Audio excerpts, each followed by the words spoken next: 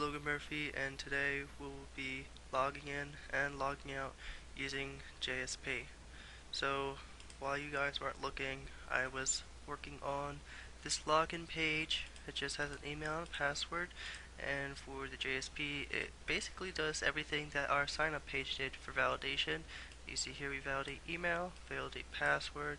If there is no error, then we'll get a connection. If we got the connection, then we'll select a user. This is a function we're going to work on later.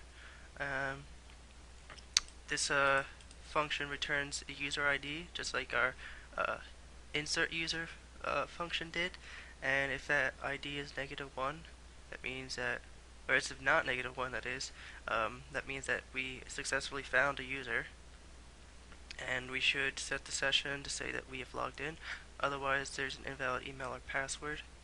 If we didn't connect, then there's a login error and we're unable to connect to the database. Please try again later. We close our connection as always, and we basically just copy pasted the sign up.jsp and just reduced the number of validations and table rows and inputs. So what we're going to do is write this function.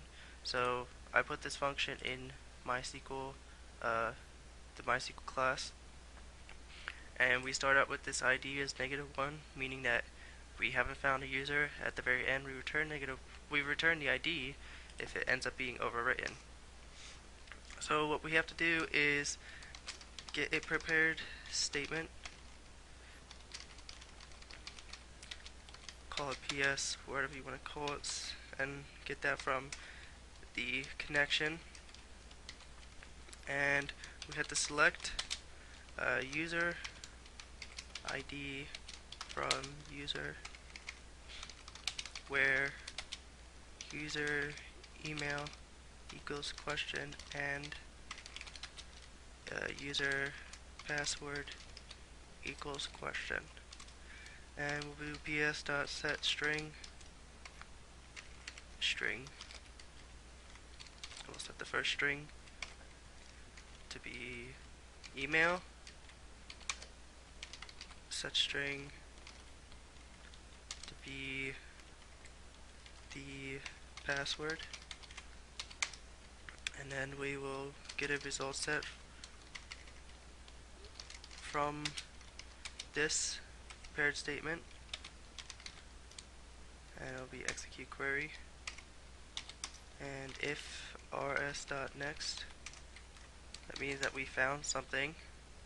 We will set the ID to be rs.get long1. We could also put a string in here, user ID, if we wanted to. So we have the user ID now, so rs.close, we should close everything we've opened. ps.close,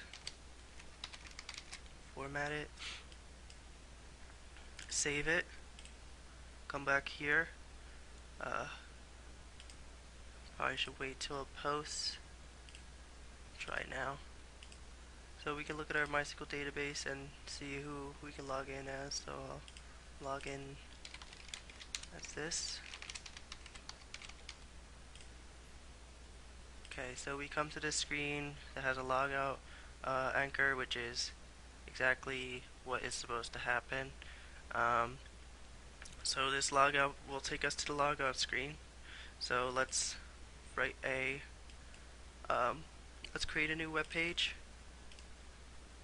JSP, and we'll call it logout.jsp. And this is basically just going to be a logic page. JSP happens and no one can really look at this page. So to log out, session.invalidate response dot send redirect index.jsp. So session.invalidate will just basically delete our session, meaning that the person will be logged out, and response.send redirect will make them go to the page specified here. So we'll save it, and now when we click account, it comes to this logout page. So we're going to click log out, and it took us to the index as you see, except we want to go to account.jsp. So now we click account, and it's this to allow us to log in because we are logged out. Okay, so that's how you log in and log out using JSP. I'm Logan Murphy, and I will see you next time.